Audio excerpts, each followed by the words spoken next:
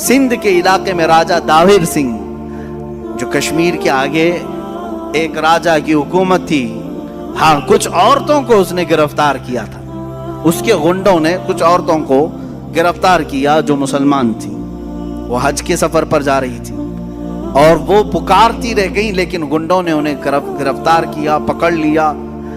اب ان عورتوں نے کہا صرف اتنی آواز سے کہ کوئی ہے جو ہماری آواز عرب تک پہنچائے.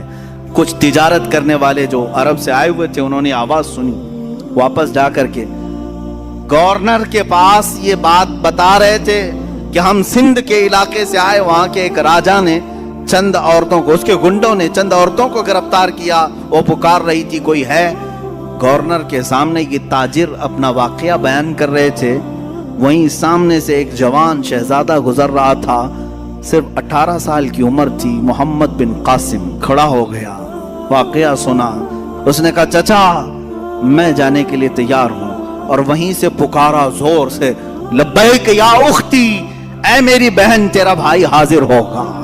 10,000 کا لشکر لے کر سب سے پہلے ہندوستان میں آنے والا محمد بن قاسم ہے. سندھ کے علاقے میں آئے. میرے عزیزوں لوٹ مار کرنے نہیں آئے تھے. محمد بن قاسم لوٹ مار کرنے نہیں آئے، وہ انصاف کا ترازو قائم کرنے کے لیے آئے. آ کر کے راجہ سے کہا کہ جن عورتوں کو تم نے گرفتار کیا انہیں چھوڑ دو. اس نے کہا تم ہوتے کون ہو، کیسے میں چھوڑ دوں؟ یہ تمام باتیں غرور اور نخوت کی تھی، تکبر اور گھمنڈی کی تھی. پھر اس جوان نے کہا تو چلو ٹھیک ہے، پھر دو بدو ہو جاتے ہیں، مقابلہ کرتے ہیں، جو فتح پالے اس کے حق میں یہ زمین بھی، یہ حکومت بھی اور یہ عورتیں بھی. اس نے منظور کر لیا. اسے یہ معلوم نہیں تھا پہلی مرتبہ وہ جوان شیر سے اس کا مقابلہ ہو رہا تھا. 3 دن سے زیادہ لڑائی چل نہیں سکی، سارے فوجی مارے گئے اور وہ راجہ گرفتار ہوا محمد بن قاسم کے ہاتھ میں.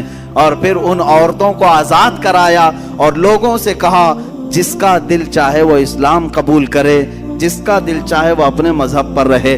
یہ بات میں نہیں کہہ رہا، الہ آباد یونیورسٹی کے ایک بڑے پنڈت ہیں جنہوں نے کتاب لکھی ہے محمد بن قاسم کی سیرت پر. وہ پنڈت خود کہتے ہیں کہ میں نے محمد بن قاسم سے زیادہ عدل اور انصاف کرنے والا کسی کو نہیں دیکھا.